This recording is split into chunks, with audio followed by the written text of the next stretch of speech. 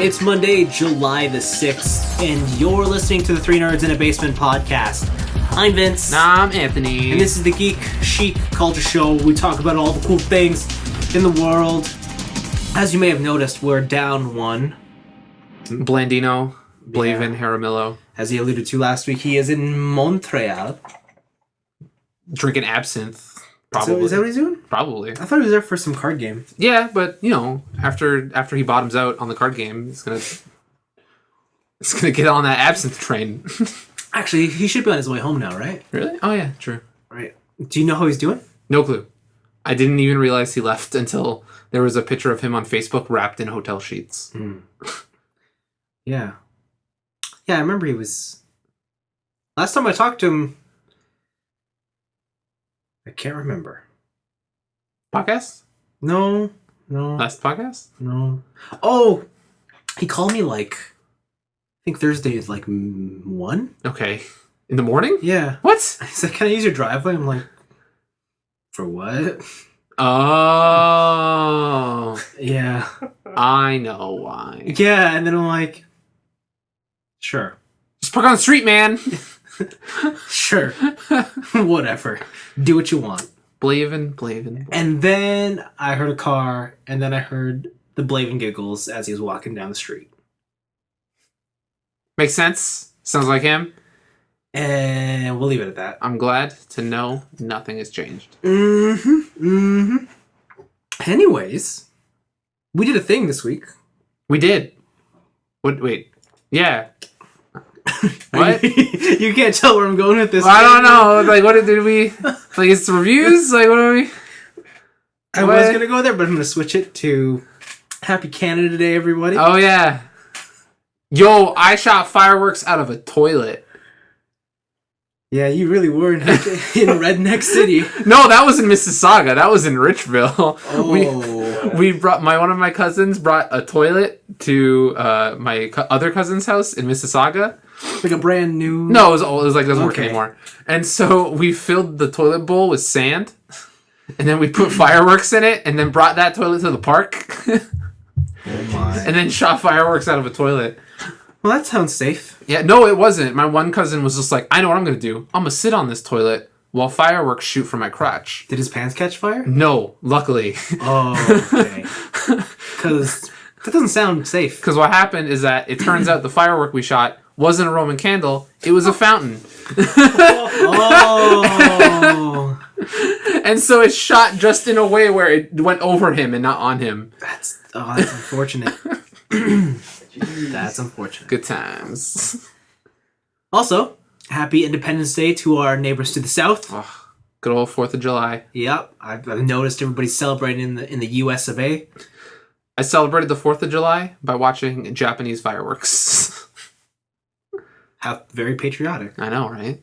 I outsourced my fireworks. Good for you. Good for you.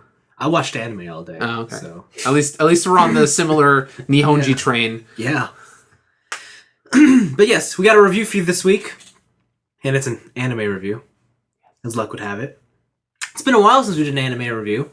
Can't remember the last time we talked about one, but we figured this one was big enough that we had to get our input on it. It's arguably the biggest of the year. Yeah, it's the biggest since Sailor Moon Crystal. Mm-hmm. It comes from a similar time period as well. When great shows ruled the earth. Mm-hmm. And names like Trey's Kutranada were in shows. No, we're not talking about Gundam. We're talking about the new Dragon Ball Super. It's highly anticipated. The first new animated Dragon Ball series in 20 years. Where can people watch this show, Vince? Nowhere. Nowhere? Nowhere. Man. Not even on Crunchyroll? Nope. Dang. And even I don't think Crunchyroll will even get it. Funimation. Oh, true. It's a Funimation thing. Yeah. Sorry, we got to switch ads. One-stop shop for animes. Funimation now. You should be watching. You should be watching. But, no. Dragon Ball Super, first brand new Dragon Ball series in 20 years. And what's significant about this one is that, unlike GT, which is pretty much panned by the fans... It's also null and void now. I don't know, I still think it's canon. Is it? Oh, yeah. okay. Super is the unlike GT, Super actually is written by the original manga creator, Akira Toriyama. That's his name, right? Akira Toriyama. Yes. Setting takes place in between the end of the Boo Saga and the last episode of Z. Mm-hmm. If you can't remember, don't really worry about it. I mean, the last episode of Z doesn't really matter. It's like a time skip, right? Yeah, it's a world tournament. Boo comes back as Oob. Oob. And he's a good dude. And they fight in the world tournament, and he instantly becomes as strong as Goku. Yeah. And then they're like, we're off the train. Bye. Okay, peace out. Yeah. As you do when you're Goku. Anyway, so this takes place in between those two events, and it just continues the story. And this first episode, there's not really much to sum up. It's more like an introduction to the series. Yeah, like nothing significant happens, but it introduces enough characters where you can kind of see what's going to happen next. It does seem like the main villain is going to be that god. From Battle of the Gods. Yeah, Beerus. Yeah. Beerus-sama. Yes. Beerus. I forget his assistant's name. Assistant. Assistant-sama. Okay. Yeah, I can't remember his name. But yes. Anthony, did you like Dragon Ball? I like Dragon Ball a lot. Enough to where we've probably mentioned this story on the podcast a bunch, but over here in Canada we have a little thing called YTV. And what they used to do is when it was the final episode of an important arc in Dragon Ball, they wouldn't show that episode. They would restart the whole series from the beginning and then move forward when it caught up again. Yeah. Yeah, that was garbage. Took years to get through that show. It took years to get through Dragon Ball Z. It was crazy. And, like, I watched every re-airing of, like, all the episodes. And, like, little good that did me because, like, I could barely remember Dragon Ball Z. But, like, I really love Dragon Ball Z. It was my favorite show on at the time. Of course, I don't think there's any young male who grew up in the 90s who wouldn't agree with you. Yeah. And, like, even more so, like, than... Like, because, like, Gundam Wing was on at that time.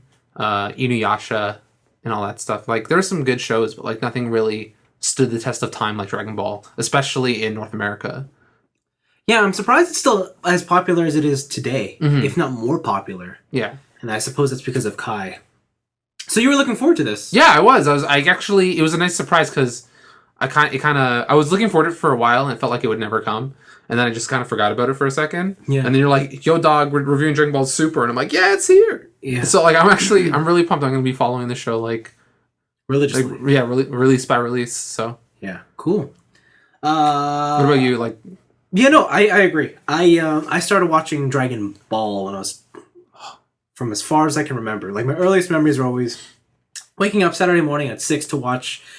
It was the Sanrio show. Okay. Because my sister would watch that. And then after that would be Dragon Ball. And you'd be like, yeah. And so I'd watch that. See, I always caught, like, episodes of Dragon Ball here and there, but I never followed it. So, like, there was one part where he loses his tail, and there's like, another part where he destroys a castle, and, like, that's all I really remember. Yeah. Like, I can't remember the end of how it ended, Dragon Ball.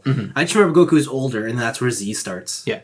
But, but then Z, of course, followed that like a maniac. I remember even... collecting the cards. There was a collectible card thing going on. Yeah, they didn't do anything. You just collected them. Or did they do something? No, there was one that was a card game. I never knew how to play it. Oh. I think I had them where they were just the character cards. Oh, yeah. They were equivalent of hockey cards. Yeah, and like the specials were all gold. Yeah. Yeah. Oh, I had those. Stupid. Greatest. But yeah, no, I love Dragon Ball Z. My favorite arc was always the Majin Buu arc. That's a good one. I know for most fans it's the Frieza saga. That one's just classic though, because like that's at least where everyone watched up to. Yeah. If they didn't follow it all the way to the end. Yeah. Yeah. And then Cell was okay. Like I only like the Cell arc because of one aspect of it, and that was always Future Trunks because he was my favorite. Future Trunks is baller. Was my favorite. He is my favorite. He's got a sword. He's from the future. He's got a sword. And I always tell people, if you're going to watch one Dragon Ball movie, watch the Future Trunks one. It's like the best Enzo is Future Enzo. Sure. Because he's got that sick eye that targets stuff. Yeah. No one's gonna understand your reboot reference. Well, whatever, man. If you get it, you are truly Canadian. Apparently. Truly. Oh god. The most Canadian. But yeah, no, Super is here. I was pumped. And then you were disappointed. No. What? I kept looking online. I'm like, who's gonna simulcast it? Crunchyroll, Funimation, Hulu Plus? None of them. Yeah. I had to ashamed to say it, I had to source other means. We didn't want to. It was forced upon us. Yep. I even had to source out separate subs because there was no group who did it. And also the subs were like horrible. Not horrible subs, but they were. You know what? As someone who grew up on fan subs, I gotta say, making the jump to Crunchyroll it's fucking ruined. Getting spoiled, man. bud? Like professionally done subs, like man. Oh, the worst. Have you ever got fan subs that were like, I had one, I downloaded the original Mazinger, and it was Japanese translated into Chinese and then translated into English. Wow. So like the English translation had like 2 degrees of separation from the original language. Sucks. And nothing made sense. Oh my god. That sucks. No, for me the worst fan subs are the ones where like they don't write them in like a sans serif script. Yeah. So, or they have like a cursive script and it's in multiple colors. I'm like, I can't read this. Stuff like blending into the background and yeah, like the worst are when they don't have the outline around the words. But that's besides the point. Dragon Ball Super is here. We've stalled enough. Anthony, tell me what you thought about Dragon Ball Super. Dragon Ball Super reminded me a lot of what I remember of Dragon Ball, which is a lot more comedy and a lot less action. So, like, it does pick off after the events of the Cell saga, yes? Or was it Cell? I always mix those two up. Cell was before Boo? Yeah. Okay, so after the Boo saga. So you're meeting up a bunch of characters. You meet Mr. Satan again. You meet up with Goku and his son, Goten. Chi-Chi's there. Not long enough. Of course. She's the best. Okay. But yeah, it is a lot of comedy, and it's a lot of plot setting and, like, scenario setting up, right? Yes. So not a lot happens, but like the stuff that's in there, they give you like if you haven't watched Dragon Ball before, they give you a good idea of what these characters are like. Like Goku's just a man child.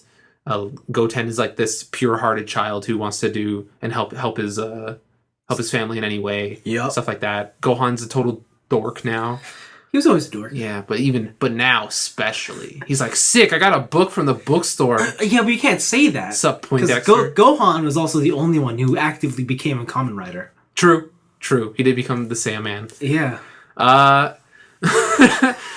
But yeah, like, it's like, there's nothing core Dragon Ball in here that I can be like, oh man, it's like that time when he powered up a spirit bomb forever, right? There's like nothing like that I can say to people who just remember Dragon Ball and haven't watched it in a while. But it is great. It is a great setting, and it's a great starting point for what is to come and what will inevitably be like world-ending laser beams and stuff like that. Yes. So yeah, it's just like based on the first episode alone, it's Dragon Ball. And it's kind of hard for me to recommend it if you haven't watched Dragon Ball in a while, because I'm a big fan of that. Yeah. Right? I'm like coming from this super jaded viewpoint. Yeah. Jaded? Or not jaded, sorry. Super fan viewpoint. I used the wrong word. Yeah. Yeah, I can't put down my rose-colored glasses for this series. They're attached to my face. Yeah. Yeah, so... It's just really good. Like, it's everything I wanted. No, I hear you too. I mean, I am, unfortunately, super jaded on Dragon Ball Z now. Okay. I still, like, enjoy it, and I understand why there's a big following, but it doesn't do what it used to do for me anymore. Yeah, and it's just the fact that it's older, right? Like, storytelling has evolved. Like, you don't have to sit there for 5 episodes charging up a laser beam. Yeah. Right? Like, there's ways to, like, in newer shows, they've streamlined that process a lot more. Yeah, and, but no, I was excited for this, especially because, like you said, it is very reminiscent, or it tonally feels like Dragon Ball. Yeah. And I've always liked Dragon Ball more, even though Dragon Ball was a bit weird in its perversion. It was in some spots. That was early Japan. Japan just didn't give an F back then. Yeah. Like, I can't defend that, but I always like that. That's why I like the most recent movie a lot, Battle of the Gods, because that tonally was what I wanted, and it felt so much fun, but it gave you the action. From Z. Yes. The one thing that when you watch this immediately you'll notice is just the animation. Yeah, because they do that thing at the beginning. Where they show you what this looked like. Yeah, they just show you straight up old Dragon Ball Z, and you're like, no way that looked like that. And they don't show you old. They show you like the newest of the old stuff. Yeah, it's like the final arc, right? Yeah. And then it switches over to the new hotness. Yeah. It's like, man, that's old. Yeah. Yeah. I mean, if you've got the Blu-rays to Dragon Ball Kai and you think those look good, you are mistaken. Yeah. Yeah. But, so yeah, it looks great. I always enjoy seeing these characters not in their traditional fighting costumes. Just like civvy clothes? Yeah. I love seeing Goku and Vegeta and just wearing whatever. Because again, we said Vegeta always has that button-up shirt that's buttoned up all the way to the top. Like, yeah. Because I think I remember in the later episodes of Z, his button-up is like a Hawaiian shirt. Yeah. Yeah. And I always like that. He's getting into those dad shirts. Yeah, and I'm like, oh, you're the best. You're the best. But yeah, no, so it's like, yeah, I pretty much agree with everything you said. It's fun. There's not really much that goes on. This is going to be something that's interesting to keep up with. I'd be curious to know what your thoughts are, like, once we're 10 episodes in. Yeah. I'd like to have, like, a midway review or something. Yeah, like, we'll have to come back and talk about it again.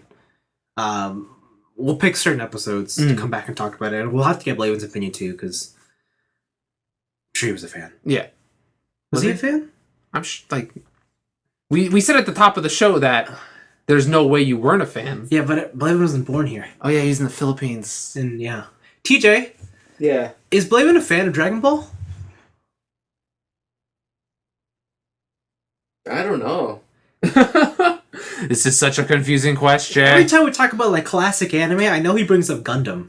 Yeah, he brings up Gundam, he brings up old robots. Yeah, he grew up with different stuff. Yeah. He grew up on the Sunrise train, so he knows about like Braves, like Gal Gaigar, and he knows about... Yeah, maybe he doesn't. Yeah. Like, I'm sure he knows who everyone is. Yeah, at this point, it's impossible not to know. Yeah, but I just wonder if he, like, actively likes it. Yeah. That's curious. We should ask him. We should ask him. Blaven, where are you? When we need you most, you have forsaken us. Pretty much. But yeah, no. Though, here's my big thing about this show. The reason I don't like Dragon Ball now, and it's something that Kai tries to address, is that, and this is kind of like the whole, at this point, it's like what makes Dragon Ball. It's the 10 episodes of charging in 5 minutes of actual action, and then back to charging. Yeah. And I've always thought that if they redo Dragon Ball, they'd make another one. I would like to see what it would look like as a proper, like, 26 episode series with a proper arc. It's going to be 12 episodes of story, and then 11 episodes don't say that. of spear bomb charging. Don't say that. And then a final episode where he drops it. No. But no, I want to know if this is going to be like that. Like a serious 26 full story arc. You know, we have our proper Act 1, Act 2, Act 3, proper character development and such. I don't see how they can't do that.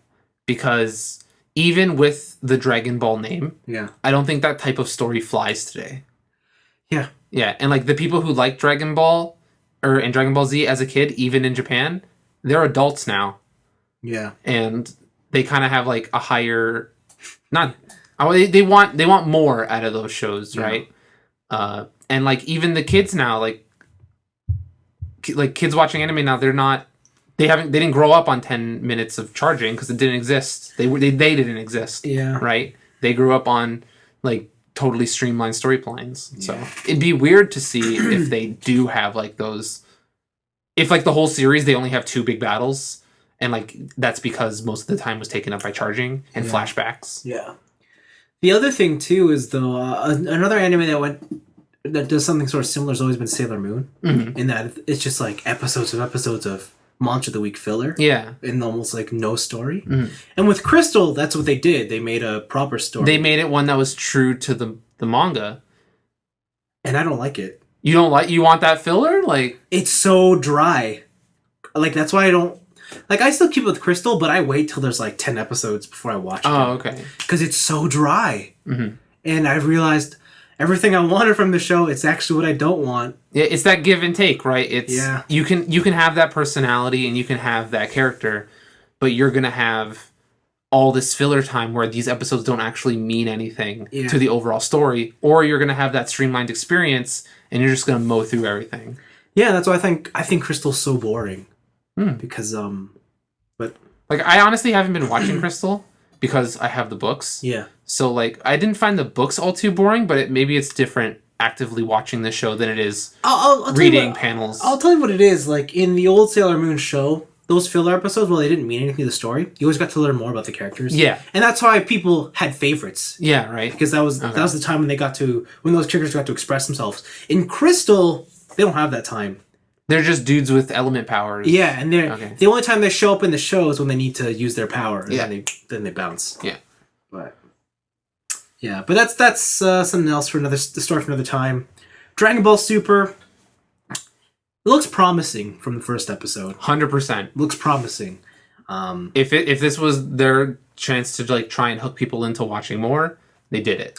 Yeah, I'd be curious to know the opinions of those who have no Dragon Ball upbringing and this is their first. Yeah, that would be great. Like, if anybody listening, we would love to hear, like, if you didn't watch Dragon Ball Z as a kid or you, like, have no Dragon Ball experience, but you wanted to see what all the hype was about and you watched Super, like, definitely write in or go on Facebook and write on the group. Like, I would love to see what your opinions would be on that. Yeah, because even though this first episode was super random, I couldn't imagine what it'd be like if you knew none of the characters. Yeah, right, because it's just kind of an information overload on who all these people are and what their personality is. Yeah. Like, if you didn't know who Piccolo was, you'd probably think he's the villain. Yeah, that guy on... Yeah, because they show Piccolo just as a guy on top of a tower, just chilling. And he's stalking that couple. That cute-looking couple. Yeah, so...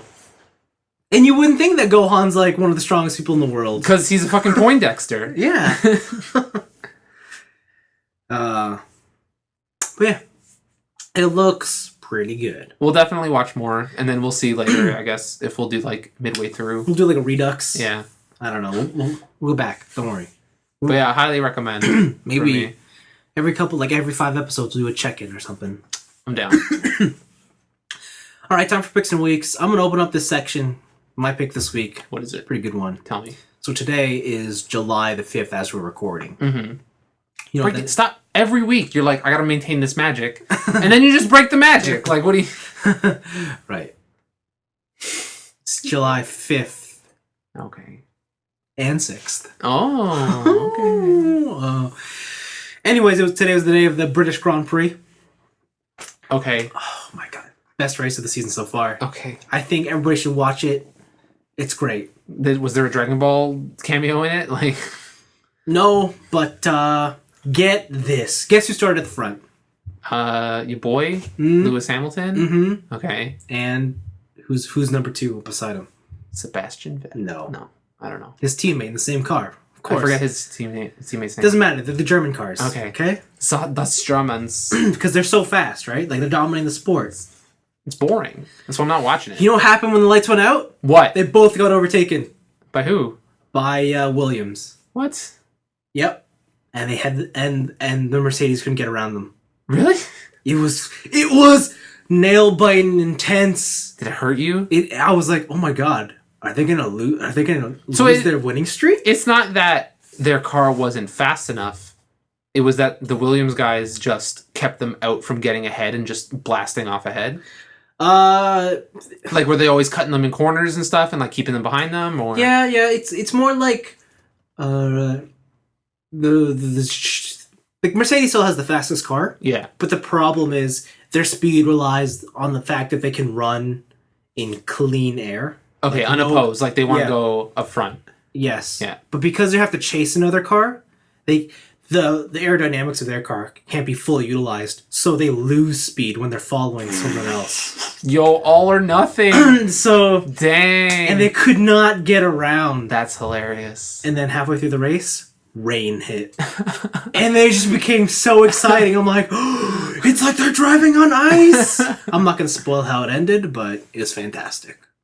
That does sound really good. Yeah, it was pretty good. Okay. Like Ferrari made all the wrong calls, and then rain hit. Maybe they made the right calls. Oh my gosh. Rain always makes the race better. What, you mean unexpected weather Yeah. in the middle of a race? Because it was, okay, because first it was like, light drizzle. Oh, we were wrong. That's a shower. But the shower only lasted like a minute. Then we're like, oh, fuck. It's dry again. Now what? Oh, we were wrong. Thunderstorm. That's awesome. That's so sick. Yeah. Yeah. So it was pretty good. So big props to the weather Yeah. for making an exciting race. Thank you, classic British weather, for making another classic British Grand Prix. That's what picked. That's it? Yeah. It was just F1 story time. Just trying to indoctrinate people Yeah. to watching F1. Yeah. All right. My pick of the week is about Batman, Arkham Knight. Yes. We talked about it last week. I like this game. Yeah, that game is apparently really good. And as we talked about last week, that game is also apparently riddled with problems. Yeah, probably. And so Patrick Klepek over on Kotaku wrote a story about, and he got some inside sources, people working at WB, that game was willingly or knowingly shipped as broken as it was. Yeah. And so that's not a big deal because, like, in programming, there's a lot of things. There's known shippable bugs. Yeah. So it's like it's a bug that you don't have time to fix before release, and you can fix post release, but it's not broken enough for you to worry. Yes. Right.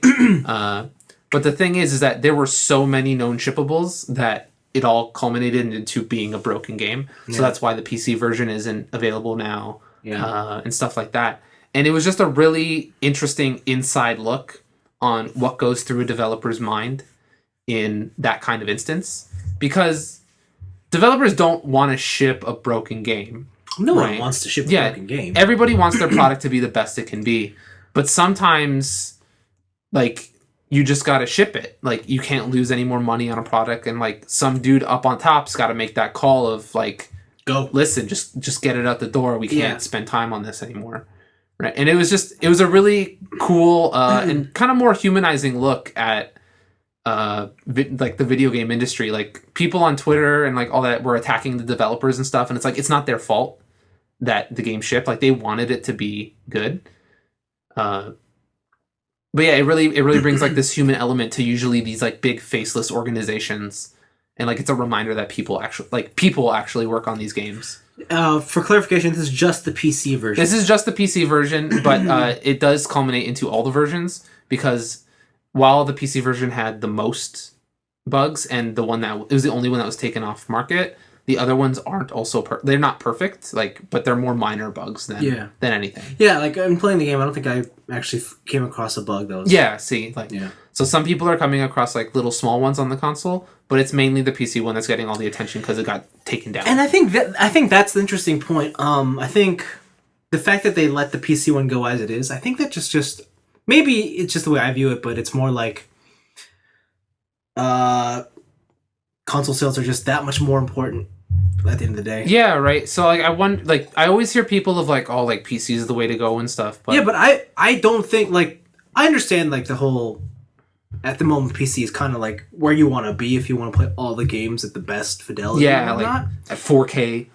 But I do think that crowd of people is very insignificant compared to everyone else who's just like, I'm gonna buy a PS4. Yeah, that's the thing. Like, just look at the Wii. Like, like so many people were introduced to video games just because of that, and they're gonna be looking for consoles. Yes, if they want to get back into it, right?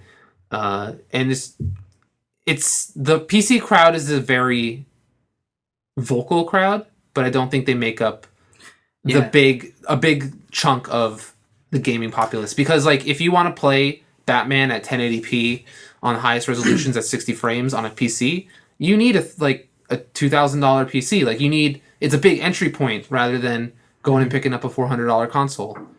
Yeah, and I do think that's why Warner Brothers was like, well, whatever. So we lose a couple sales here. Yeah, like, the majority of our profit comes from the console, right? Yeah. So it's a great read. It's a fantastic read. That he has he has people who are on the game testing. They're anonymous sources, obviously, so they don't get fired or in trouble. But yeah, he has people straight from WB game testing, and they're like, these were all known. Like, it was mainly the difficulty of working on the new platforms was harder than they thought it would be. Yeah. And it just, everything kept piling on each other. So, yeah, it's a really interesting read. I highly recommend it to check it out. Sounds cool. I think that's it for major picks or weeks or news. I don't think there's anything big. I guess a quick one is go check out the extended Uncharted 4 trailer. Sure. So the one they showed at the Sony press conference is only half of it. There's a back half that's like even cooler than that. So, the behind closed doors E3 the behind closed doors E3 demo. I should watch that because I heard that's like apparently really cool compared to what they showed. Super cool. You know what else was cool that was behind closed doors? What? The Tomb Raider demo. I don't know if you I watched haven't seen that. No. That's really cool. So they show gameplay or it's all gameplay. Oh snap! Yeah. All right. And it's more about Lara being able to raid tombs. They didn't do that. Oh. But they show that like your main mission now is like you go through tomb solving puzzles. That's yes. But what they showed was like her in the winter in some mountain. But she was going through and she was like picking flowers and stuff, like gathering items. Oh. So that like she would get mushrooms and then she would get like fur and stuff and she could make poison arrows. Oh, that's cool. And the whole focus of the I think the demo was to show that like you gather all this stuff around in the environment to build your inventory. That's pretty sick. And like she can only hold like 2 poison arrows at a time. I like that. I like that a lot. It's not just going around popping open crates with your crowbar anymore. What else? It opened up as you know how in Batman games they have the Predator missions where like you're Batman in the room and you have to take people out. Yeah. So the whole thing opens with that. That's nice. That's cool. Where like it's a camp. It's a camp of militia soldiers and like there's a fire in the middle and she's at the edge of the camps and she has to take them all out. Okay. I always like those things like in Far Cry the outpost, taking down outposts, or yes. Like even back in Rainbow Six Days, like Terrorist Hunt, stuff like that. So, yeah, no, it's a cool looking demo too. Yeah, I'll have to check that out. Yeah, but yeah, that's it for my picks or my pick. Yeah, sounds good. The only other thing I heard is MetroCon Nolan North sort of outed that there's Last of Us 2. Oh, really? Wow. Yeah, get wrecked. They were like, "What are you working on?" He's like, "Oh, I don't know." Some zombie stuff. I know that Naughty Dog, they're working on The Last of Us 2, but I'm not going to be part of it because my character was killed. Oh, he just did it like by accident? Yeah. Or what? That sounds like it was out of spite. Like he's just like, I'm not in it, whatever. Oh, he's like, well, my character, unfortunately is universally gone, so I can't be part of The Last of Us 2, but I know what they're working on. He's just like, and then after that, he's like, keep composure. I just dropped that bomb. That's what it was. and then when they asked Troy about it in a separate interview, he's like, I have no idea what they're working on. Good old Troy Baker. I have no recollection. I don't know if they're working on Last of Us 2. I did not have sexual relations with that woman. But the interesting thing that actually came from Nolan North's mouth was about Uncharted 4. Mm-hmm. And I don't know if you know this, but Amy Hennig is not on the project anymore. Okay.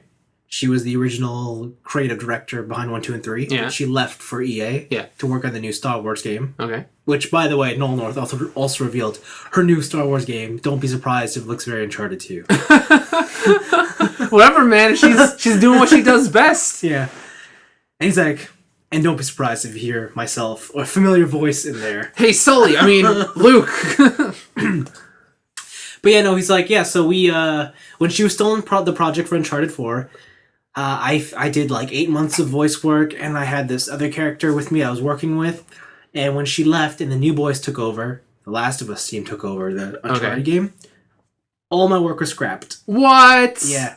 Everything was rewritten, and we had to start from scratch again. Wow. Yeah. I just thought that was interesting. I wonder if that's frustrating for him, because he's still on the project, right? It's more work, but I wonder if it's like maybe he got attached to that stuff that was written, or... Yeah, he explained, he's like, well, I kind of get it. I mean, the creative director leaves, a new team comes in, why would you want to be working with work that's not really your material? Yeah, right, it's not your material, that's true. Yeah, and I'm sure on his end, it's not like he's not getting paid for the work he put in. If anything, he's getting paid more. Exactly. But I think that makes sense as to why Uncharted was pushed back. Mm. They need more time, because stuff like that happens. And you know what? That's probably smart, because of what you said. Like, taking other people's projects and then trying to make it your own. It's like, no, just Just break it down and make your own thing. Yeah, I think what he revealed was like the general gist and main plot is still the same, but there's things about it that we've changed dramatically to fit a different director. Okay. But yeah, there you go. Anyways, time for weeks. I'm gonna talk about Batman because we talked about Batman. Talk about Batman. So I bought Arkham Knight last week. Yeah, and you're like almost done. Everything. Well, I beat the main story. Yeah. I beat every mission in the main story. God damn. Collected all the Riddler trophies. The only thing left for me to do is the those challenge rooms? It's been a week, Vince. Yeah. Yeah. This is like when I beat BioShock Infinite in 2 days. Yeah. Arkham Knight's it's a fun game. Here's what I'll say. If we look at the Arkham games, not counting Origins, only the Rocksteady ones, it follows the exact same trajectory as the Nolan films. Okay. In that, one was like this underrated hit that was amazing. And they like introduce a bunch of cool stuff. 2, Arkham City or... The Dark Middle Chapter. The Dark Knight. Considered by many to be a masterpiece. 3, very good, but a letdown compared to the first 2. Oh, really? Okay. And that's exactly how I feel about Arkham Knight. Like, don't get me wrong, it has some of the best moments, but I think as a whole, it's not quite as good as the first 2 games. What would you say your favorite out of the 3 is? The first one. The first. Okay, Asylum. so like, just like the movies. Just like the movies, I like the first one. Okay. Yeah. Okay, I always like the first one because, though, I'm not a fan of open world games. Well, let me tell you this little story, Vince. You're not going to like games for the next couple of years. I know. Because it's all open world. That's why I really like Tomb Raider. Because it's structured like Arkham Asylum. Or it's like Metroidvania style. It's the 3D Metroid. Yeah. It's what currently is Metroid. That's why I didn't really like Arkham City as much as Asylum. But no, it's Arkham Knight's really good. The problem is, I think this is the 3rd game in the series. Okay. And at this point, I think the team was put in this situation where it's like, we've been doing the same sort of shit for the past 2 games. Yeah. This one, we got to do something different. Batmobile. And they threw in a Batmobile. And like I said, the Batmobile is fine. Like, I actually really enjoy it. The problem with the Batmobile is there's just too much Batmobile. Okay. And there's not enough game mechanics developed or centered around the Batmobile for it to be interesting. Okay. Like, everything that you do in the Batmobile in the first hour, it doesn't evolve from there. Huh. Like, there's no upgrades that make your combat drastically different? Or... Nope. Like, the upgrades are you can shoot more missiles. You can... Well, yeah, that's like standard stuff. It's like, you can lock up to 3 targets. Those are the only upgrades. Oh, that's... But, like, the actual, like, mechanics of the combat or the puzzles that involve the Batmobile do not get any more interesting after what you see in the first hour. Okay. And what makes it worse is that in the first time you have to do combat in a Batmobile, they throw like 7 tanks at you, right? Yeah. And you throw them out and you're like, that's great. But at the end of the game, the last mission is, how's 45 tanks? How's all the tanks? Yeah. And it just becomes a battle of attrition. It's not even interesting anymore. And that's the game's biggest problem. Like, when you compare it to Batman's Arsenal, yeah, like, whether it's the combat or you're stalking people and taking them on, like stealth-wise, you have so many options to yeah, like freezing people, fun. doing a bunch of stuff. The Batmobile, you don't have that. You're just like, okay. It also seemed like, I was watching you play today, even for travel, like, when I first saw you last week, you were driving the Batmobile everywhere. But now now that you've gone through the game, you're just grapple hooking everywhere. No, that's different, because you saw me doing New Game Plus, and I haven't unlocked the ability in New Game Plus yet. So do you still prefer the Batmobile for travel around, or? It depends on what I'm doing. If I need to get from point A to point B, I'll drive. Okay. But if if I know the location's on a rooftop, I'll half drive there, and then I'll launch out of the Batmobile. But there's at no point are you just like, F it, I'm just gonna grapple hook all the way to my destination. No. Okay. So like I guess that was my mistake because I didn't know that you hadn't unlocked it in that point in the story, but like I'm sure for most people the grapple hook is a lot more convenient, but the thing is they made the smart decision where whenever you hop into the Batmobile, your GPS is always on and it always routes you to the shortest way. And it doesn't matter how fast you glide, the Batmobile is always faster in a straight line. Okay. So I always pick that. But the fastest way is a combination of both. Oh, okay. Like instead of having to cross a bridge, just fly across the lake. Okay. Right. And then get your Batmobile on the other side. Yeah, because you can call it from anywhere, right? And you could just make it appear on the other side. It's Epona. Yeah. But yeah, so that's the problem. And with all this Batmobile forced upon you, that means less and less of classic Batman stuff to do. Just beating the crap out of people. So this game has a lot less of just arena fights, a lot less going into rooms and doing the Predator stalking stuff. Like it's almost non-existent. Wow, okay. A lot of it is really just you're using the Batmobile for everything. The story is okay. I like just before you do anything, like I honestly don't want to hear anything like just like story point wise. Oh no, I'm not gonna do that. I'm just gonna say like it's clearly not written by the guy who wrote the first two games. Okay.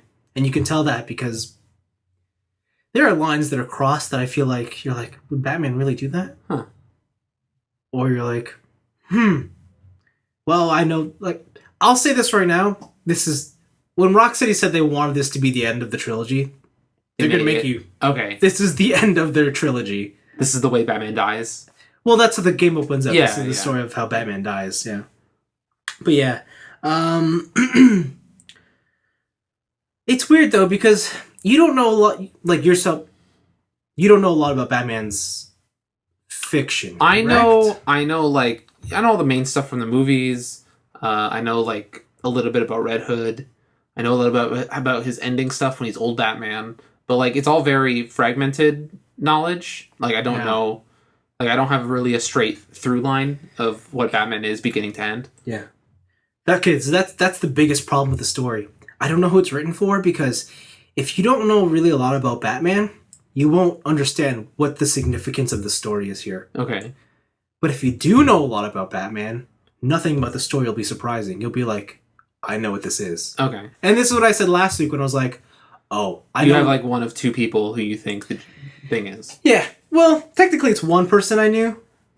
The other one was a long shot, but it was always going to be one guy. And it was? Of course. All right. But yeah, like the whole through line is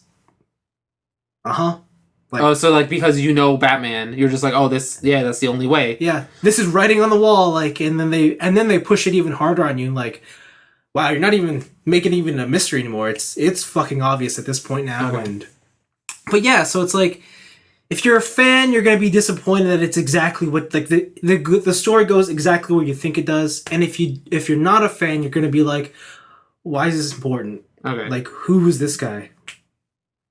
So that's that. But yeah, like it's got some of the best moments in the entire franchise, but it's just not my favorite. And it sucks that the true ending is locked behind 243 Riddler challenges. Okay. Did they do that with City too? There was something behind all those Riddler trophies. You had to fight the Riddler. Oh, okay. And then put him in jail. All right, that was it. Yeah. But I don't think like that there was a true ending locked behind it. All right. But even the Riddler trophies, they're not even interesting in this one. Like in the first game, they were my favorite, and I think the second game. There were a lot of really cool stuff in the second game where like when I solved that puzzle, I'm like, ooh, that's clever. That's really interesting how they did that. Or like how they forced me to use this mechanic in a way I never thought I would use it. Yeah, okay, in this game it's not like that. It's just like there's 243, go get them. Oh, are they just agility orbs? Like, sort of. Like, there's still puzzles, but they're not... I didn't find them to be as interesting anymore. And I think that's just down to the fact that, well, listen, we had 2 games before where we tried to be thinking outside the box all the time. I'm tired of thinking, man. And we're going to throw in an extra 100 for this game. So at this point, we're going to place them in the world. Yeah, so We'll get them. the other complaint I've been hearing about that is people would have rather had quality over quantity in terms of riddle trophies. Right? I would have loved it if I had 50 just brutally tough ones to get. That'd be cool. And it's weird because the whole game centers around the Batmobile, right? Mm-hmm. But you won't be able to get some of these trophies unless you are a fan of the series, because for some of the trophies, they ask you to use mechanics that you've only ever seen in the prior games. Like, they never used them in Arkham Knight. Oh, wow. And so I was looking at some of them, I'm like, how am I supposed to get this? And I'm like, for one of them, I looked them up, and I'm like, when did you do that in this game? And it's like, you didn't. But it's just still in there. Yes, because they're just legacy mechanics from... Oh. And then when I saw that, I'm like, oh, shoot. Like stuff like the tightrope walking? Yeah. Like, Oh, wow. that line launcher is never used in the main game, but you have it from the outset. Okay. Like, I think last week I said when you start Arkham Knight, you have all your equipment from the previous game. Yeah, yeah. But, like, none of that stuff is utilized in this game. So... That's an interesting decision. So just for, like, a lot of this stuff is just used for Riddler trophies. I don't know if that makes it clever, if that makes it cheap. Like, it's a bit of both. Yeah. Like, it does make you have to think, and I've always liked the Arkham games because I've always thought they were the perfect difficulty. They're never tough, but they're always enough to give me a challenge mentally. Okay. And that's pretty good. So, yeah. The DLC is very disappointing. You said it was like, the Harley Quinn DLC was like super short? Yeah, so the Harley Quinn DLC I think you get for free if you buy the game. Okay. It's 5 minutes long. What?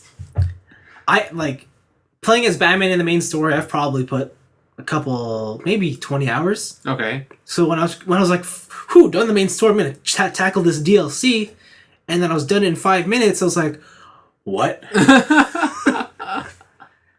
Was Harley Quinn even fun to play as, or was it just more Batman? Well, technically, all the characters play the same. Okay.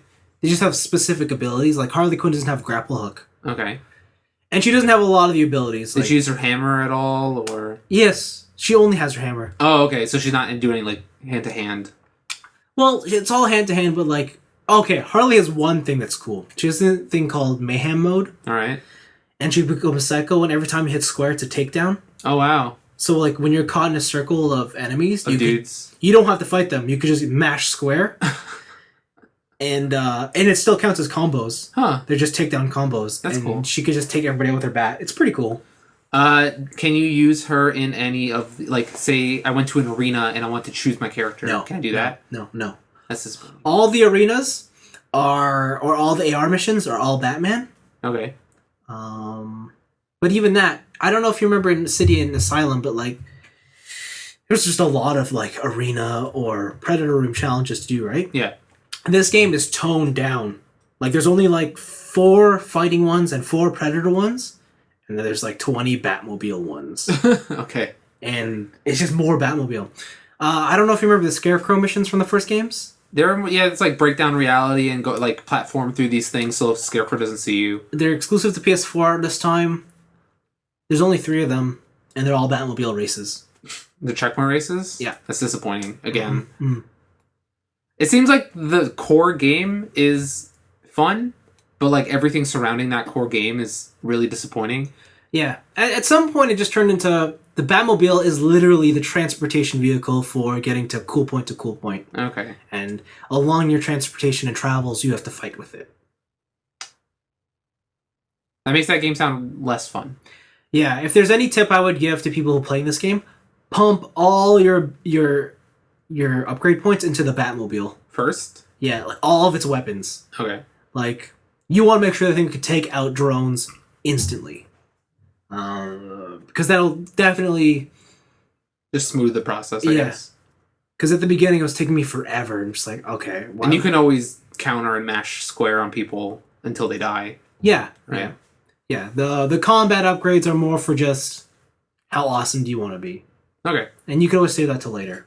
Speaking of which, you can't get all the upgrades in one run. You have to New Game Plus it. What? Yeah. Why?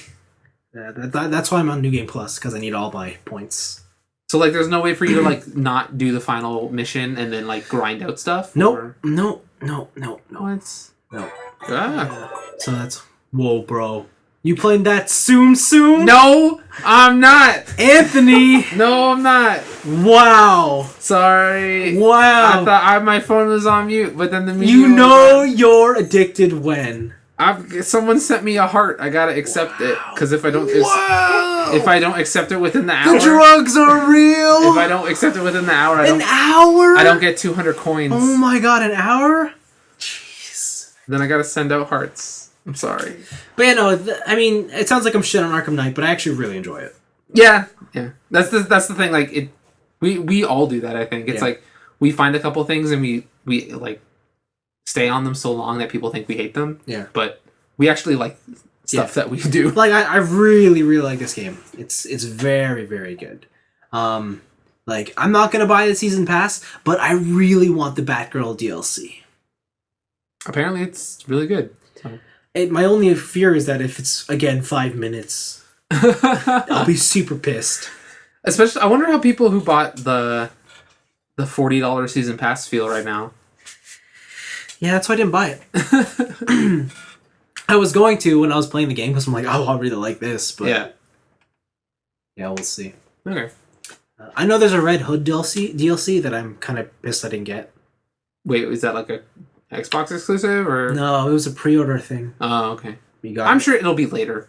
Yeah, they all come out. I think September. There'll be that like definitive edition Batman one where it's like 10 out of 10 says every single thing. Probably. And then You can't wait. Comes with all DLC. Can't wait. But yeah, that was Batman. It's good. I like it. I recommend it. If you like Batman before, you'll like Batman again. Okay. Like there's no changing that. And then I played more The Witcher again. That game's still great. Still Gwentin. Yeah. Gwenting. Yeah. I'm hunting dragons and playing cards on the side. Do you have to play card games against dragons? No. No. I did this one mission where I asked the farmer for a sheep. And I said, oh, because I needed to hunt a dragon. He's like, what are you going to do with it? I'm like, well, I need bait. The sheep's going to get messed up. Like, and he's like, And so I took it and I just let it. Like, it was, you had to be a sheepdog. And you lead the sheep into the middle of the forest. And then you wait there and this dragon comes and is like, Argh. He's like, oh, sweet, a sheep. And then I'm like, now you're mine, dragon. Should have poisoned that sheep. Should have poisoned its wool. Oh, that's a good idea, but I didn't do that. Yeah. And then the summer anime season kicked off. On? Everywhere. Crunchyroll. On Crunchyroll, on Funimation. We'll get your... Listen, non-Crunchyroll anime watching services out of here, alright? We're a Crunchyroll house. Okay. We're a Crunchyroll family. It's fucking ironic. Because I looked at all the streaming simulcasts, and I'm like, Crunchyroll is like 2 that I want to watch. That's why I gotta start watching JoJo's Bizarre Adventure. Funimation is like 5. I guess. So you know what I did? Switched. I subbed to both for all the anime. Just 2 timing. Wow. Unfaithful. How are our sponsors gonna feel about this? I should contact them and see if I can run simultaneous sponsor ads. Yeah. We should have like attack ads, but like it's like Crunchyroll says they have this many simulcasts. Yeah. But and then like you do something the opposite, but you run both the ads in the same episode. Yeah. That'd be great. Anyways, so I watched a lot of anime, but I'm only gonna talk about one. Tell me. And it's still early on. The other ones still don't debut till next week. But Food Wars. No. My favorite so far, early running, is called Aharu Cross Machine Gun. Okay. So I heard this is about airsoft. Uh-huh. Tell me more. All right. So Hataru is the student council president. Of course he is. Okay? He's the main character. He's a hero of justice. You think, okay, high school, 16, 17, right? Okay. And, you think hot-blooded young youth, right? Wants to be protector of the just. Mm-hmm. And he's got this reputation of student council president loves to fight. Not because like he wants to be a badass, because he likes to save others like a hero. Okay. So the show opens up and he's like this nerd is getting picked on and by these like tougher looking boys, and it's like give us some money, senpai. We need some money for the arcade. Yeah. And the nerd's like, no, I don't want to do it. And then Hotaru shows up and he's like, fight me. That's it? Yeah. Okay. And the tougher dudes are just like, that's the crazy president who loves to fight, right? No, sorry, we're leaving. Bye. We're out of See ya. here. We're Peace bye. out. Bye. It's like, man. It's like, what? No one wants to fight me? And they're like, we're just kidding. And they try to attack him while his back is turned, but nope. Hero justice prevails. You don't attack a man who loves to fight. Yeah. Because he has fought. He knows what's up. Yeah. Anyways, it's a new school year, so like he actually just moved to a new apartment and stuff, and blah blah blah.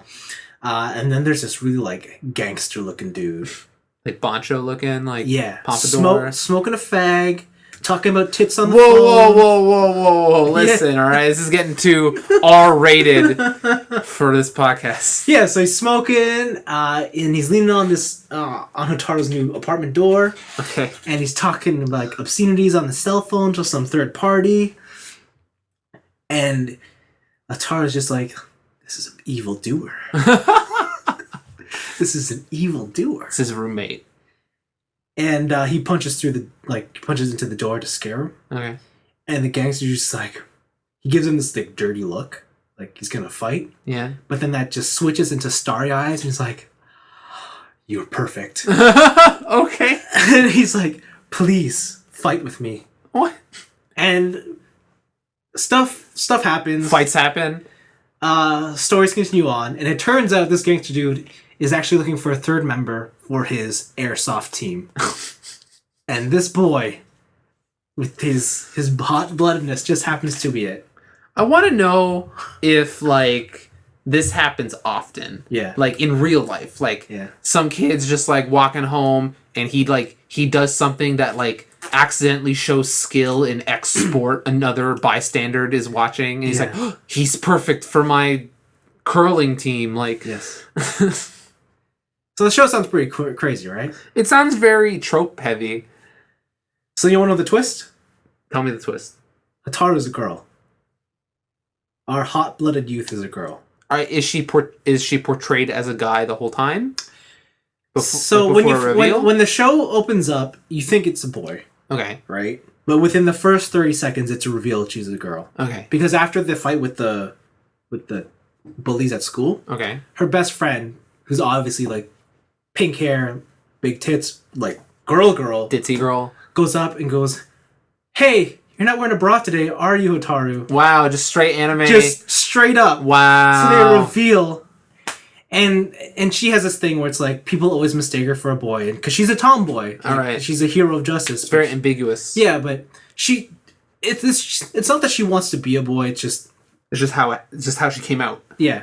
Okay. And she just happens to like boy things. Okay. She's chie.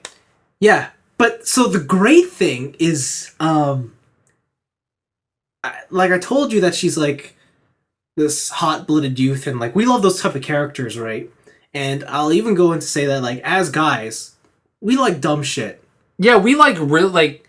Yo, seriously, Gurren Lagann's pretty good, but like, yeah, we like a lot of dumb shit. And not only can we not explain why we like it, it's impossible to explain to a girl why we like it. Yeah, like how can I explain JoJo's Bizarre Adventure to a girl? It's like, no, it's awesome because they respect each other so much that they're gonna fight each other to the death and like do the school, and like that makes no sense. Why would you? Yeah. Now, of course, I'm saying this blanket statement. I know there are, of course.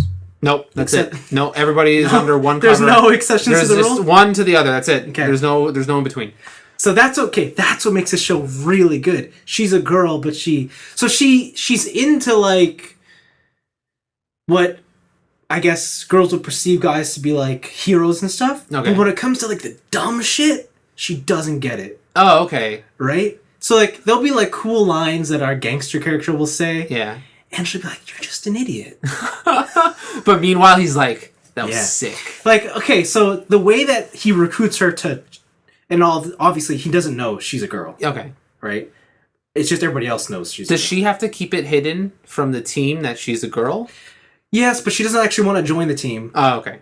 She loses they duel because something happens where her best friend gets hurt by this macho dude. Although he doesn't really get hurt, okay? Because what happens was, I'm going to spoil it a bit.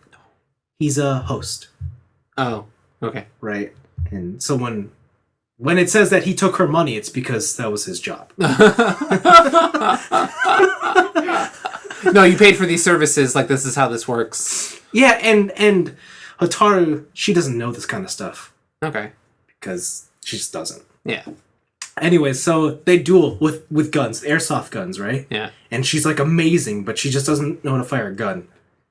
And at the end, the line is spewed. She's like, "How can you, as an adult, take this game of toys so seriously? You should be ashamed of yourself." And he says in remark, "It's because I'm an adult. I can take toys so seriously." That's pretty cool. And I thought to myself, "You're fucking cool." Yeah, guys, that's a cool line, man. And she's like, "What?"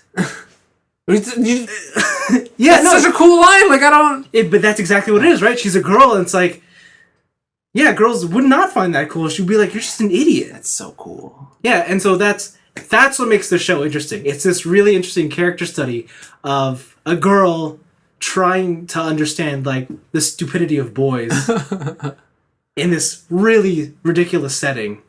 I like to phrase it as, like, the genius of boys. Yeah. You know? And then, of course, meanwhile, our gangster hero is actually, like, the super typical girl archetype, like, very nice, very caring. Oh, yeah, totally. They gotta Right? flip it. They gotta make the appearance. Yeah, of course. So he's like, his real personality is he is like the super kind, looks out for others, always wants to help. Yeah, it's really interesting. I read the title and I'm like, Aharu Cross Machine Gun. This has got to be fucking dumb. And I watched it and I'm like, this is excellent. It's amazing. Yeah, and like of course it looks good and whatnot, and yeah. And this one's on Funimation? This one's on Crunchyroll. Oh, snap. This is like one of the only ones on Crunchyroll I want to watch. Okay. Yeah. I think I'm gonna watch Food Wars. Yeah. And I'm gonna finish Sound Euphonium. Mm-hmm. That's good. You should watch Sound Euphonium. Mm-hmm. It's about a euphonium. It's like a small tuba. We'll see. I have to make my first pass of anime cuts. You're off the list. I'm sorry. Yeah. Polar Bear Cafe. We can't have this. Yeah. The other one I like is called Raka, Braves of the Six Flowers. Six Braves of the Flower. Okay. Just watch that one. It's Is pretty cool. Is it about stuff? Yeah, it's about legendary heroes. 6? Are there 6 of them? Yeah. All right. It's pretty cool. All right. I got it. I think I'm good. Yeah. Not really much more to say. If you watch JoJo's Bizarre Adventure, I'll watch the 6 Warriors. No, stuff. you're gonna watch Machine Gun. If you watch JoJo's Bizarre Adventure, No. I will watch Machine Gun twice. No. We're just gonna watch Machine Gun after this. Just watch JoJo. It's so good. JoJo's not on Crunchyroll. It is. No, They it's take it down? I don't know. They talk about Stardust Crusaders. It doesn't show up in my queue, so... What? It was on Crunchyroll, I swear. Well, it's not in my queue. Well, we're going to check. When we go upstairs, we're going to check our sweet Crunchyroll accounts. I'm going to It's show not you. in my queue. No, I'm going to show you. It's on my queue. I'm going to show you. But yeah, that was a bit lengthy. That's all I did this week. Okay. That's all I did this week. Well, we talked a lot about one thing. Yeah, we did. Okay. I'm going to keep it with, like, visual media. I saw Inside Out. Did you? Yeah, the new Pixar movie. Did you watch it in 3D? I did not watch it in 3D. Oh, so you couldn't hide your tears behind the glasses? Listen, I only cry for when it's important, all right? These tears are a scarce commodity. And One escaped me. Oh, One escaped my God. So I've realized after looking at not a Tumblr image, a Reddit image, all Pixar movies are about if X had feelings. So, like, what if toys had feelings? It's Toy Story. What if monsters had feelings? It's Monsters, Inc. Then now they just gone full circle. I'm like, what if feelings had feelings? Yeah. And this whole movie is about, for people who haven't seen it, or the trailers and stuff, it's about feelings. So, in this little girl, Riley, she's 11. She's going through some changes because she's moving from her hometown in Minnesota to San Francisco and like trying to get adjusted to all these changes. But inside her head are her feelings, and they're personified by different characters. There's anger, fear, disgust, sadness, and joy. Uh-huh. And those 5 come together to make Riley's personality. And they control what she does, how she can be happy, how she can be sad, and stuff like that. And something happens where people have these things called core memories. They are memories from your past that are so near and dear to you that they're super important, and they shape how you are as a person. Okay. So some of Riley's core memories get shot out of a tube into long-term memory where they're not supposed to be.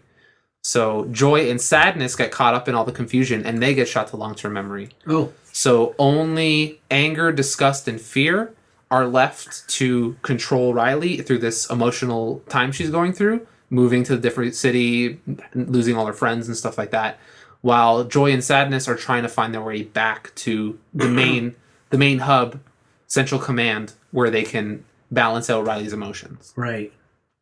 And so there's 2 separate stories going on. One about Riley adjusting and how she does without fear or without sadness or joy. Yeah. And then the story of the actual feelings and going back into Riley's past and stuff like that. Yes. And this movie is like, it takes that concept and it is super clever.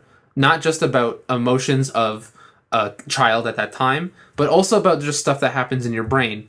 Like, so all your personalities are sectioned off into islands, and in between those islands are shortcuts, but it's not a solid thought. It's not like a clear thought. It's abstract thought. So like they try and go a shortcut from one island to the other by going through abstract thought, and they get caught, and like their whole character body changes into like Picasso's, they turn into 2D images and stuff like that. And the movie is just super clever, like even more so than like any other Pixar movie I've seen in recent memory. Wow. Or that I can remember. But it is Pixar, Disney Pixar. It's super quality. Like the movie's fantastic, and I wouldn't say like the tear jerking parts. Like I wouldn't say it's nothing right now is as bad as Up. Up is the benchmark for me. I've never seen Toy Story 3, so I can't say anything about that. Yep. But that whole first section of Up where it goes through the old man's life, that was like the saddest moment in Pixar movies, in my opinion. Yeah. But like they get you. They get you in certain ways, man. Oof. Dirty tricks. The dirtiest of tricks. Like, and sometimes you see it coming and it's like, you can't, you just gotta hold it. Oh. The movie's really good. Like, yo, highly recommended. Highly recommended. Do you have any thoughts on that, or? No, I want to see it. Yeah, it's really good. So then I'm going to go straight to games. Earlier in the year, I talked about Costume Quest 2. I got that.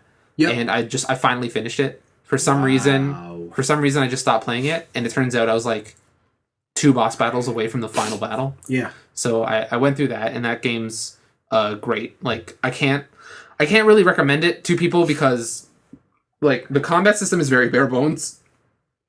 You have to go based on like I really love it for the writing and the humor and the stuff in that stuff in that game. Yes. So like even though the combat is pretty whatever, even like I don't love it that much, the story and the writing really kept me going. That's why I kept playing it. Right. So like if you're not into that stuff, like if you need kind of solid gameplay mechanics to get through a video game, then like maybe this isn't for you.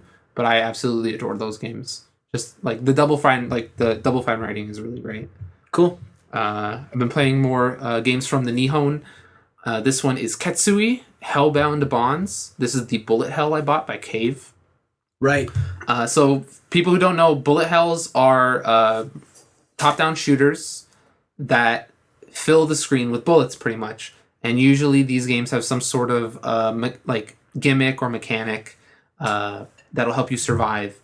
Or like so a Western example people might have heard of is Jamestown. Jamestown. Yeah, so Jamestown is an indie game that came out on PC. It came out on PlayStation Plus and PSN a while ago, and that's the same type of game. So if you've ever played Jamestown or you've ever seen gameplay of Jamestown, that's what a bullet hell is. But so like the mechanic in Jamestown is you can like fill up a meter by collecting cogs, and then when that meter fills, you can shoot out a barrier around your ship that eats bullets, and it gets you score bonuses. So in Ketsui, the gimmick in this is proximity. So what happens is when you kill an enemy, you get chips, and the chips have like computer chips. Sorry, they have a number from 1 to 5 on it. Okay. And depending on the number you get, you fill up a bar, or you fill up a meter, okay, like a counting meter. But if you kill enemies from far away, like if you're at the bottom of the screen and enemies at the top of the screen, you kill it, you get a 1. If you are up close and personal, right in their face, and you kill an enemy, you can get a 5. And then again, the distance in between those two numbers, you get 2, 3, 4. And so the closer you are to enemy, the more risk you're taking to do more damage, the higher your score will be. The thing is, though, when you get any number higher than a 1, your timer starts ticking down, and you're in sort of a bonus mode where every enemy you kill gives you a multiplier of the stack you've collected. So say you have 1,000 in the bank because you've just been collecting 1s, right? Okay. And then you get a 5. You will constantly, as that timer's ticking down, the 1,000, it's counting down from 1,000. The last number you got, all enemies will drop that number.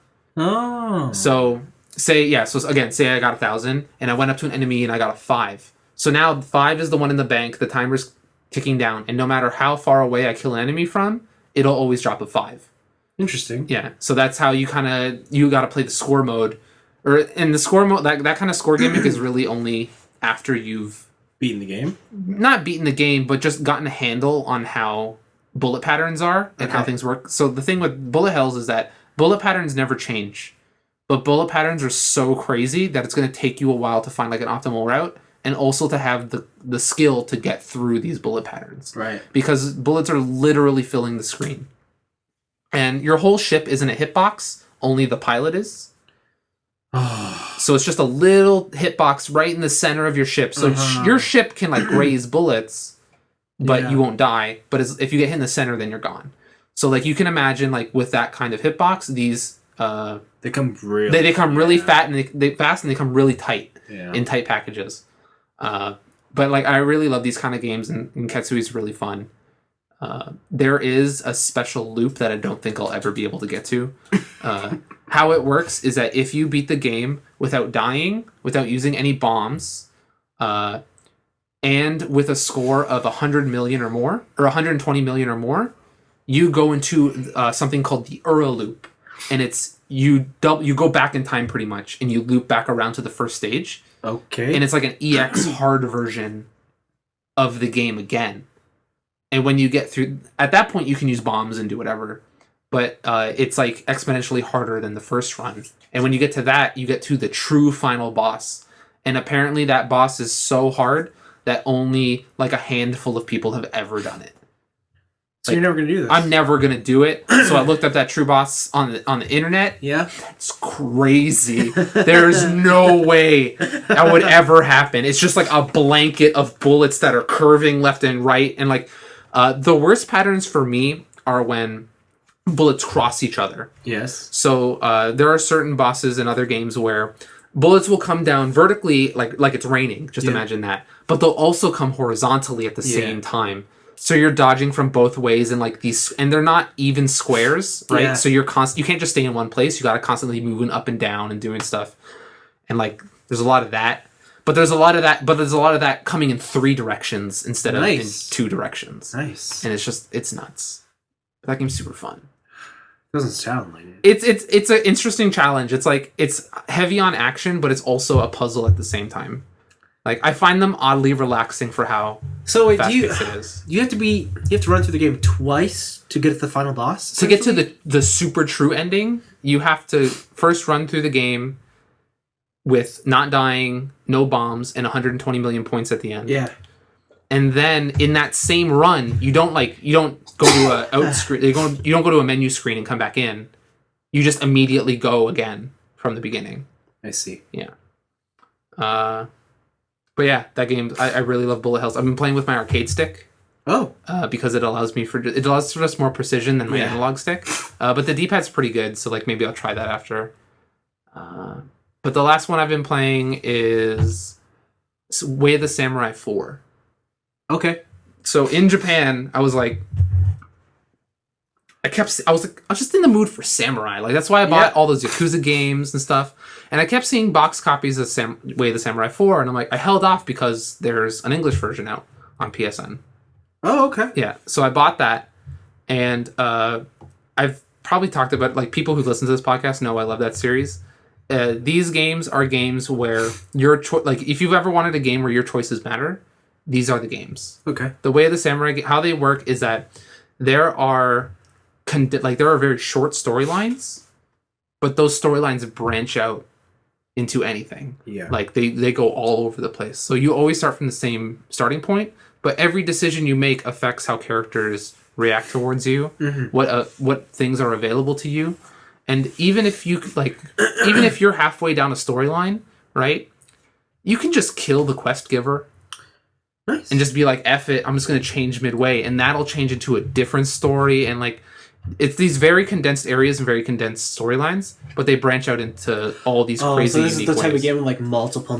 Yeah, endings? so like you need to play through this game multiple times to get multiple endings. And if your character makes it to an ending, you can save that character with all your stuff, and you can run through that ending again. So how I play these games, I play them like roguelikes. Yeah. So if my character dies, like there is an option for you like to restart from this checkpoint, but I just don't do that. Yeah. Like my character is dead, and that's the end of that story. And there's just a whole bunch to do in these games. So this one takes place in Japan still, but it is. so. It is of the time where Britain was coming around in their boats, trying to make trade agreements with different countries and stuff like that. So there are the anti-immigration gang, which don't want any people from Britain coming in and like tarnishing the Japanese name. Right. And there are people from the government who want to bring in the British and like it'll help the economy and bring in new types of materials you can't get in Japan and stuff like that. And so right off the bat, you get off a boat, literally off a boat, and they're just like, you get thrown into this thing where you can either side with the people who are anti-immigration or you could side with the government. Cute. And then from there, if you side with the government or you side with that has multiple branching storylines. And then that has multiple branching storylines, and it flows out from there. Way of the Samurai 4 is a lot more wacky than other entries in the series. So you're like, you can like be a male samurai dressed in British queen clothing, like the really elegant ball gowns, cutting down people. Just like really wacky Japanese kind of stuff. That does sound pretty weird. Yeah, just like that wasn't in the previous entries. But again, these are games I really enjoy, and they're niche little things. It's only $20 on PSN, so it's not a full price game. Okay. PS3? Yeah, PS3. And you get what you get. I feel you get more than what you pay for. There's a lot of game there, and it'll last you a while if you really get into it and try and see all the branching paths and like hidden missions and stuff like that. Cool. Yeah, I really enjoy it. And then more Diablo and more Yakuza. Oh wow. Yeah. Wow. Cool. As you can see, I'm not really delving in deep on one game. I can I'm just tell. like picking out of a bunch. You should pick one game. Stick with it. I really should. You know, game you should pick? What? Batman. I don't have it. When you're done, let me borrow it. Batman's calling your name. It is. But I really want Splatoon. You do, but that's only half a game. I want to be like a kid, and then I want to be a squid, and then I want to be a kid again. But can I turn into a squid in Batman? No, but you can be the Batman. Oh, I can be the Batman. I can't be the Batman in Splatoon. I can only be a squid or a kid. Exactly. Man. These decisions. You can be the Batman. Be the Batman. Man. No, okay. I've done it. I've made a decision live. You're gonna be the Batman? No. I'm gonna be a samurai, and I'm just gonna beat all the Yakuza games first. That's not the Batman. Yeah, it's like the Batman. No, Batman doesn't kill. It's like if the Batman had a sword. Batman doesn't kill. It's like if the Batman killed with a sword, and he lived in feudal Japan. It's not the Batman. Okay, I'm gonna beat all the Yakuza games. Good luck. Yes, because those games are long. Good luck. Translation guides take forever. Uh-huh. All right, that's it. All right then, cool. That's it for us. Goes right in at tniab.letters@gmail.com. Like this listener right here. No, you don't. No. Oh. You can always comment on the YouTube page. Remember, like, if Vince wants to review a Gundam, he'll do it. Like, you asking to review Denial the End will not make him review Denial the End any faster. Just FYI. You know, I have those Gundams. Yeah, I know. Okay. I just know that I know how you work. Yeah? Being in a tight, enclosed space with you for 5 years has taught me the ways of Vincent Sanchez. Yeah? And it doesn't matter if you have them. You'll just get to them, like, way later. Yeah. I will. I did buy a giant transformer. Oh, the green thing? The green. What the fuck is wrong? I don't know. It's some green You don't thing. know who Devastator is? No. Even TJ knows. I don't know who Devastator is. I only know Beast Wars. The first combining transformer. The only Transformers I know is Beast Wars, just straight up. You have this toy? How tall is it? I don't know. You just... How much is it? $200. Oh my god! It's a gift set. Like $40. Oh my god! What if I told you that each one of them... Okay, there's 6 of them. And each one of them is, like... this big? 8 inches tall? Each one? Wait, so did you buy 6 separate toys, or did it all come in one box? It's one big box. Oh. It's the gift set box. Who are you gifting it to? Myself. I don't know if that counts. I'm kind of pissed, because in the States it's 140. Yeah, but their dollar's like insanely I strong. know. At Toys R Us it's 190, but Walmart had it for 179. Dang. Can always trust on Walmart. Roll back. Roll back. I'm excited, though. I'm going to open it up, and I'm going to mash them together. Are you going to do a let's build? Or a let's combine? No. I'm going to paint them. What? Yeah. What's with the deal with this weather-worn Optimus you want to do? Oh, because you know how in the latest movie, Optimus Prime, when he first shows up, he's like this rusty piece of shit? Yeah. The toy they made for that is that model, but brand new. Okay. But they don't have like a rusty version, like that's movie accurate. You want the garbage version? I want mine to look like shit. So I kind of just left one in the garden. All right. Like rain or shine. And I was hoping that like the sun would bleach it. We've been having thunderstorms, and I was hoping like the water would do stuff to it. Nothing. Wow. Nothing. Except what? Your gun's gone. Yeah, I lost the gun. So I don't know if a squirrel took it. Squirrel's like, sick, because I'm out of here. Not that the gun was any good to begin with, because it didn't even look like... To be honest, it's not even the gun that he uses in the show. In the movie? In the movie, yeah. Okay. Because for some reason he comes with Megatron's gun. Oh. Weird. Wait, Megatron as a gun? No, Or Megatron's gun. Oh. From a previous movie. Okay. Wow, weird. Yeah, so I don't even know. But yeah, I was hoping at least like the screws would have been a little rusty by now. Nothing? No, it's been 2 months. This toy's just... Like, I put it out there a month before we went to Japan. And I came back because I was... What was it? I was in the shed looking for something. I'm like, what the whose toy is that? And I'm like, oh, that's mine. And nothing. And nothing. Not even like some dirt on it? No, like... to be fair, I painted it first, so maybe that's why nothing has happened. Like, the paint is just... You ruined it. And, like, in hindsight, what I should have done is taken the bear toy and thrown it out there. Okay. But the only thing I can do now is I think I'm just going to take nails, heat them up with candles, and then just poke holes in them like bullet holes. I'm going to put one through his head. One in the eye. Your dedication to calculated toy destruction knows no bounds. Yeah. You know who I am? You know that kid in Toy Story blows up the Army Men? I'm him with a brain. The ginger kid? Yeah. That's dick. Yeah, I'm him but I have a brain. If I only had a brain. Yeah. Okay, we've gone on long Okay, enough. that's actually the end. Yeah, amazing. Every time Blaven's not here, we go over the limit. Push it to the limit. The limit. Thanks for listening. See you guys next week. Past the point of no return.